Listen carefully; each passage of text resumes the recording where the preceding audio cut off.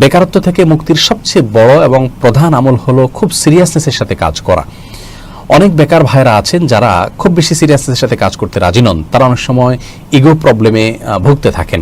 আপনি আপনার বেকারত্ব দূর করবার জন্য হালাল যে কোনো কাজকে স্বাগতম জানানোর মানসিকতা থাকতে হবে প্রথমত। দ্বিতীয়ত, আপনাকে অক্লান্ত পরিশ্রম করতে হবে।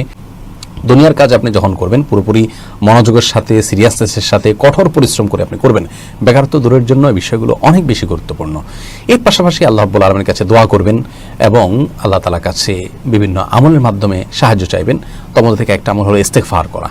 ইস্তেগফারের মাধ্যমে আল্লাহ রাব্বুল আলামিন রিজিক বৃদ্ধি করেন। সূরা নূহের মধ্যে আল্লাহ রাব্বুল আলামিন বলেছেন। অতএব ইস্তেগফার বেশি বেশি করা যেতে পারে এবং রিজিক বৃদ্ধির জন্য সকাল সন্ধ্যার একটি দোয়া আছে, সেই দোয়াটা পাঠ করবেন। আল্লাহুম্মা ইন্নী আসআলুকা ইলমান নাফিআ ওয়া রিজকান তাইয়্যিবা ওয়া আমালান মুতাকাব্বালা।